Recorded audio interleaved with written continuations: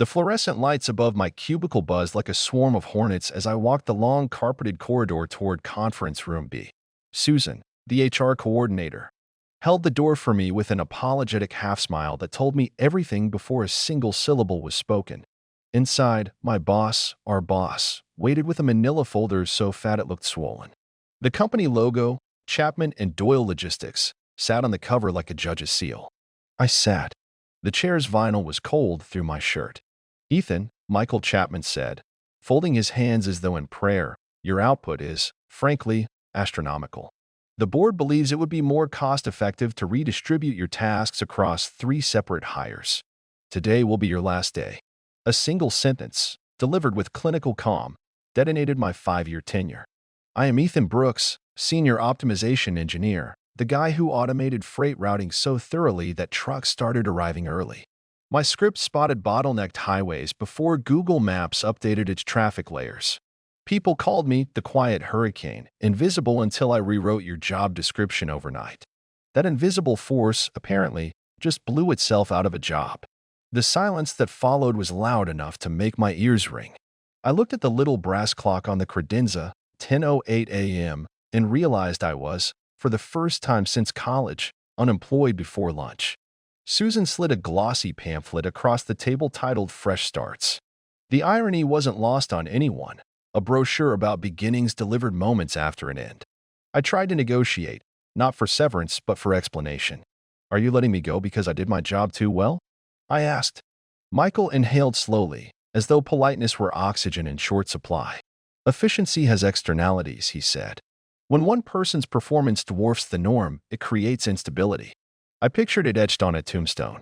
Now, 5 years earlier, I'd walked into Chapman and Doyle with a second-hand laptop and a head full of combinatorial math. I was 26, broke, and high on caffeine. Within a month, I replaced the dusty Excel macros they called the system with a living pipeline that digested live GPS pings, weather APIs, and union break schedules. Costs fell 18% in the first quarter. By year 2, we had our own server rack named Ethan's Brain. Then Michael arrived, MBA polished, shoes that clicked like metronomes on marble, a PowerPoint evangelist who spoke of scalability as though it were a religion with quarterly sacraments. He inherited me along with the division, shook my hand, and asked for my bandwidth. I should have known bandwidth can be throttled.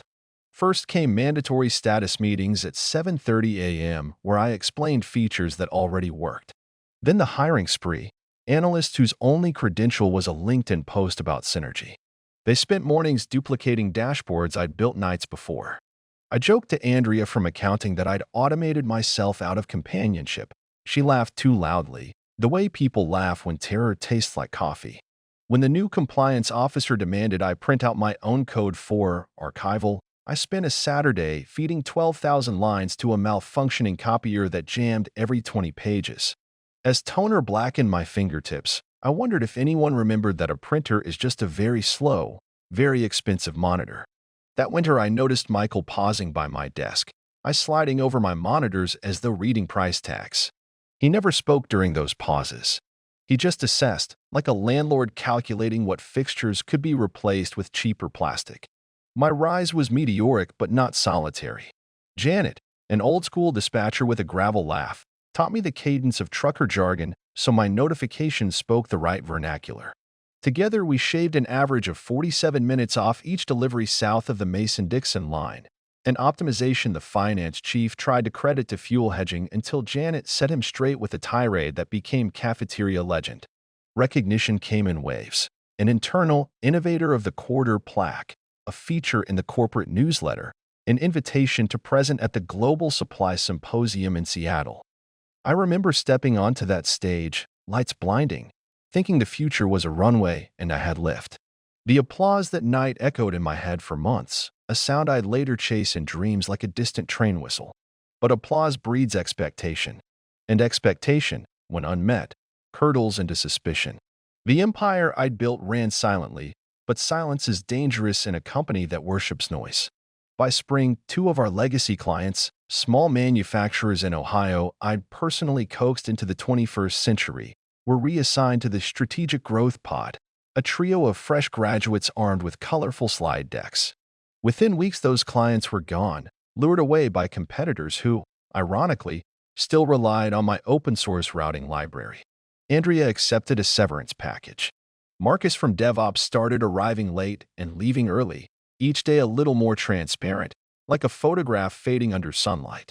A new policy forbade engineers from deploying code without a peer review, yet my team of one now needed 2 signatures. Reviewers delayed commits for commas. Legal drafted clauses warning that over-automation jeopardized workforce morale. Apparently, morale improved when systems crashed at predictable human speed.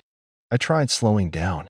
I deleted automation triggers, reintroduced manual checkpoints, pretended inefficiency was complexity. Each self-sabotage felt like wearing ankle weights during a marathon. At night, I lay awake imagining 3 hypothetical hires, miniature Ethan clones, performing my tasks with half my passion and a third my care. In those insomniac hours, I met the central paradox. The more I masked my talent, the less I recognized myself. Pressure metastasized into ritual. Every Tuesday at 11 we held risk alignment councils, where productivity metrics were presented like evidence in a trial.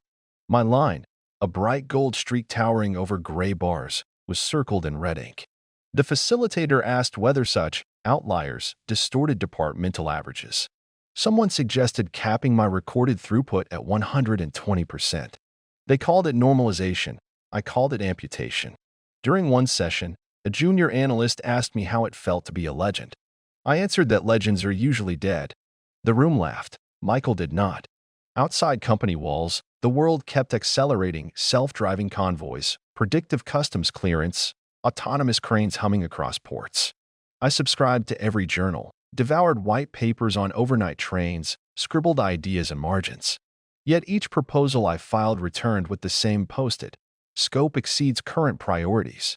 I began to suspect that the firm preferred familiar inefficiency to pioneering risk, the way a sailor might cling to a rotting dock rather than trust an untested compass. I attempted diplomacy. In a meeting with Michael and the new compliance officer, I proposed an internal fellowship program teaching juniors the architecture behind my automations. Knowledge sharing, I explained, is cheaper than headcount inflation. The idea died in the room, suffocated by the worry that democratizing expertise would dilute managerial control. Around that time, anonymous posters appeared on breakroom walls. Robots don't need coffee breaks, but people do. My colleagues suspected me. I suspected corporate communications staging a straw man to justify future policies. Trust became as scarce as open Ethernet ports. The final straw arrived masked as praise. Michael presented me with a crystal obelisk engraved productivity icon. During the ceremony, he announced a new achievement tier, Platinum, set exactly at my average throughput. A quota gilded in my own numbers. I smiled for photographs, but behind the flashbulbs I felt the cold geometry of that obelisk, a monument to the box they wanted to keep me in. Opportunity arrived disguised as a LinkedIn message at 2 a.m. from Riley Chin, an old college friend now CTO of a stealth startup called Vectorloom. They were building an open freight marketplace leveraging real-time bidding algorithms, exactly the models that haunted my notebook margins. Riley asked if I could consult in my free evenings. I read the message twice, thumb hovering over the reply, while Chapman and Doyle's security badge burned cold plastic against my hip. Quitting on the spot and torching my scripts was tempting, an exit wound for my pride. Instead, I drafted a 2-week transition plan so airtight it could have served as a life raft. I delivered it to Michael along with my resignation letter printed on the same copier that once jammed. He skimmed the pages, then met my eyes. "You'll be back," he said. "Everyone learns they're replaceable." I smiled, thinking of algorithms that find shortest paths through hostile territory, and decided silence was the sharper retort. That afternoon, instead of celebrating, I walked the city aimlessly, grappling with the moral calculus of leaving colleagues behind.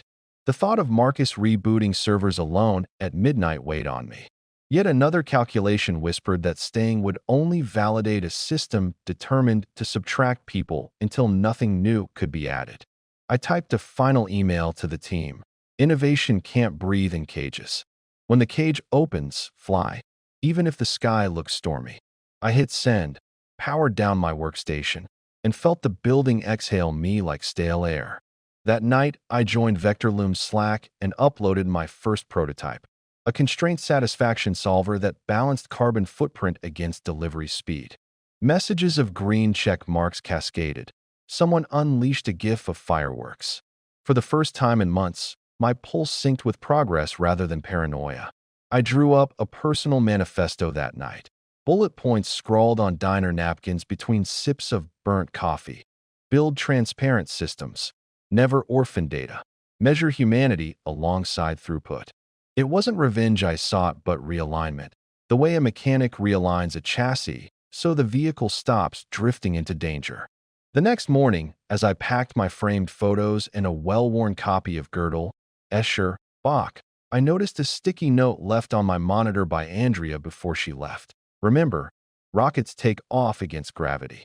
I pocketed it, a talisman against doubt. Vectorloom operated out of a renovated textile mill where exposed brick met fiber optic cables. The founders believed in visible history and invisible latency. I rewrote my routing engine from scratch, decoupling it from proprietary dependencies, baking in transparency so every decision left a breadcrumb trail a human could follow. Kara Nguyen, a former long-haul dispatcher who spoke in mile markers, stress-tested the algorithms with anecdotes no simulation could invent. Flat tires in Fargo, surprise blizzards, a driver with a pet macaw. Meanwhile, Diego Morales integrated my solver with warehouse robotics, choreographing forklifts like ballroom dancers. Within 3 months, Vectorloom demoed live to investors. A shipment of medical supplies requested in Denver was matched to an autonomous truck idling 40 miles away. Route generated, fuel conserved, ETA improved by 12 minutes. The investors clapped. Kara cried, "I think I did too. Those sweat and salt water feel the same when you've held your breath for years." We celebrated with takeout noodles eaten atop stacked server crates, steam mingling with the hum of GPUs. Riley toasted not to profits, but to precision with purpose. I realized then that culture isn't slides or slogans. It's the stories people tell over soggy cartons when no one outside the room is listening. Vectorloom's beta platform attracted mid-sized medical suppliers frustrated by legacy freight delays. Each onboarding call felt like plugging another leak in a lifeboat built for thousands. Word spread in forums, in truck stops via CB chatter, until even regulatory agencies asked for sandbox access. The challenge wasn't inventing algorithms. I'd done that half asleep. The challenge was making them legible. We embedded explanatory layers that translated every optimization into plain language justifications, took Route 71 to avoid icy conditions, estimated fuel savings for 0.3%. Clients could click any decision and trace it back like genealogists following ancestral lines. Diego installed a wall-sized LED map on the mill's main floor. Each successful delivery lit up a pixel. After months, patterns emerged. Glittering highways of light arcing across the continent. At dusk, when only emergency lights filled the hall, those pixels looked like stars orbiting a shared purpose. We didn't recruit talent so much as gravity pulled them in. A veteran algorithmic trader named Thomas switched careers after reading our white paper on ethical transparency. He brought probabilistic models that transformed route predictions from reactive to anticipatory, predicting strikes, storms, and even holiday traffic based on social media sentiment. Our first big break arrived from FEMA, which needed rapid deployment of portable hospitals after a Midwest tornado outbreak. Vectorloom coordinated 58 rigs in under 4 hours, delivering triage shelters before sunrise. News outlets caught wind. Talking heads debated whether a tiny logistics startup had outmaneuvered federal contractors. We didn't argue. We were too busy adding servers to handle the flood of onboarding requests. At night, when the mill's ancient boiler clicked like distant applause, I walked the production floor imagining invisible lines connecting every crate, pallet, and route, threads of a new loom weaving commerce and conscience into the same fabric. One humid August morning, news broke that Chapman and Doyle's largest pharmaceutical client had canceled its contract after a catastrophic shipment delay, the same route my engine once optimized. Social media erupted with photos of spoiled vaccines. Stock dipped, then plummeted. That afternoon, Michael called my cell, numbers still stored from monthly KPI check-ins. "Ethan, we could use your expertise," he began, voice brittle. "The board authorized a senior architect role. Name your salary." I pictured the manila folder, the clinical delivery, the red circles around my gold line. I pictured colleagues turn gray under fluorescent lights. "I appreciate the offer," I said, "but I'm busy weaving a better map." I thanked him for the opportunity, professional courtesy, dagger well sheathed, and ended the call. For a moment guilt pricked, but the calendar notification for Vectorloom's Series B pitch chimed, louder than nostalgia. Internal memos leaked. Chapman and Doyle's contingency planning algorithms had been mothballed after my departure, deemed overly complex. They reverted to manual scheduling, believing predictability trumped precision. The news cycle devoured that irony with relish. As lawsuits mounted, I received panicked emails from former colleagues. Some begged for referrals. Others just needed someone to testify that yes, once, they had worked in a place that cared about getting medicine on time. Michael's second call came 3 weeks later. I let it ring into voicemail. His message was longer, the cadence less brittle. "We can rebuild, Ethan. I can give you creative freedom." I thought about freedom the way sea captains think about land, useful only as a reference point you sail away from. Instead of replying, I wrote one final script, a migration tool converting my old proprietary data schemas into an open format. I pushed the code to GitHub under an MIT license and watched as for-profit and nonprofit orgs forked it within hours. Michael's company could use it too, if they swallowed their pride. The moment the repository hit trending, my phone vibrated nonstop: stars, forks, issues. But among that symphony of notifications, I noticed one silent absence. Michael never called again. Within a year, Vectorloom's platform supported 9% of domestic medical freight. Competitors adapted our open documentation standards. The industry vocabulary shifted from last-mile problem to smart-stitch solutions, a term a journalist attributed to me. I corrected him. It was Kara's phrase, but headlines have gravitational pull. At a logistics summit in Chicago, I delivered a keynote titled "Speed with Empathy." The auditorium lights dimmed as I recounted a childhood memory of my mother quilting by lamplight, patches forming constellations of necessity. I compared that to freight routes, threads of care binding a vast nation, and received a standing ovation. Later, a panelist confessed he'd once considered automation soulless until he heard my story. Back home, I keep the summit badge in a drawer next to a folded termination letter. Some nights I take them both out, feeling the weight of beginnings disguised as endings. Then I shut the drawer, brew coffee, and log into a platform that no longer needs me to be a quiet hurricane, just a steady wind pushing everyone forward. Growth wasn't linear. It pulsed like a heartbeat. One quarter we wrestled memory leaks. The next, we opened a satellite office in Boise to align with mountain time trucking corridors. Our culture handbook was a living document crowdsourced by employees. The most edited page reads simply, "Assume goodwill, design accordingly." Investors pressed us for aggressive user growth curves. Riley countered with curves of on-time deliveries and carbon reductions, metrics that looked less glamorous on pitch decks but felt heavier in palm lines of truckers who sent thank you selfies from rest stops. The saga proves that algorithms, however elegant, are only as revolutionary as the people they empower. My first engine earned accolades yet could be twisted into a cudgel against livelihoods. At Vectorloom, we designed transparency as a safeguard, encoding empathy into every line, because code without context is just cold arithmetic. In an era of increasingly opaque machine learning, the most radical act was reviving something old: clear decision trails, oral storytelling, deliberate pacing. Like my mother's quilt, patchwork traditions can outlast mass-produced blankets. Sometimes progress means stitching familiar fabrics with unfamiliar thread, daring to display the seams so others may add their own squares. The quilt, the loom, the hurricane, symbols etch themselves into this narrative like footnotes in code. They remind us that tools, whether needles or neural nets, magnify intent. The ethical North Star is not what we can automate, but why we bother. In choosing to slow down explanations so that people can keep up, we paradoxically sped the world along a better route.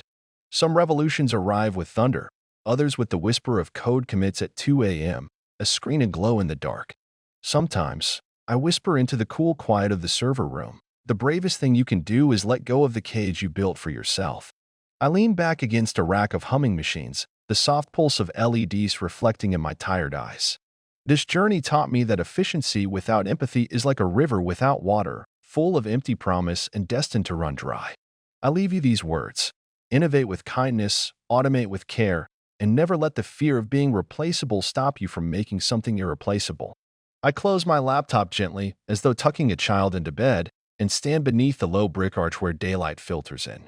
The mill has grown silent for the night, but I feel the energy of every code commit, every whispered idea, every human voice that shaped this place. We are more than algorithms, I murmur to the empty floor. We are the ones who give them purpose.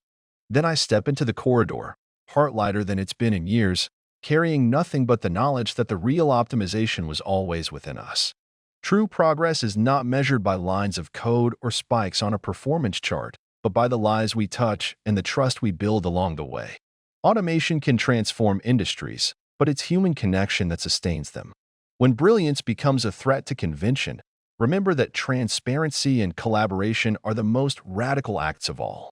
The greatest innovations emerge not from silencing the individual, but from amplifying every voice, honoring every perspective, and designing systems that serve people, not replace them.